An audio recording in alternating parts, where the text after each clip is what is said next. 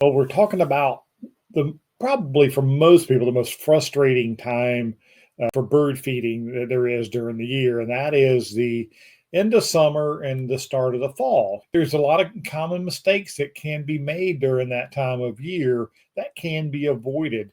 Berries are ripening and birds are taking advantage of all that. But it's just not the diversity that we're used to seeing and that we expect at our feeders. And so we slip into a couple of bad habits that you really want to avoid. And then, how to get those birds back in the later whenever the cool weather sets in. So I'm going to go through some mistakes to avoid and ways maybe that you can help with that. So first off, in this time of year is the moths, the Mediterranean meal moths that do get into your bird seed and they lay their eggs in there and they hatch and you get the little white caterpillars and the cocoons and things like that. Well, this I have to remind you: do not store your bird seed inside. Um, how do you avoid it? Well, the aluminum cans outside. Well, people say, "Oh, I don't want to do that." Well, make sure you do simple things like rotating your seed within your feeder.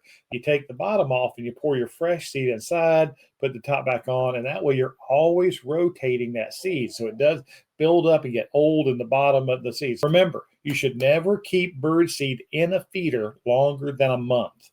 And if you've been in that long, you really do need to toss it. Now, the other thing you really should do during this time, because it's really easy to ignore your feeders a bit and let them get dirty, and that is to clean your bird feeders really well. And if you're a regular follower, I've got to talk about water.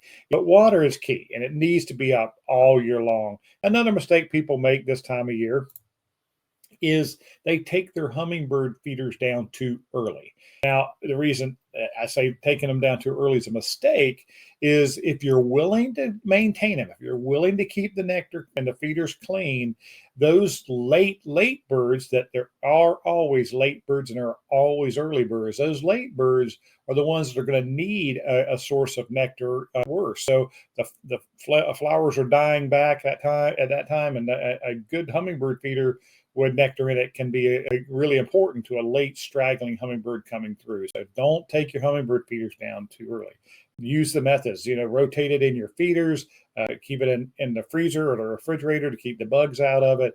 Clean your bird feeders, and just know that the winter birds, the fall season birds are coming in, and your feeders will really pick up.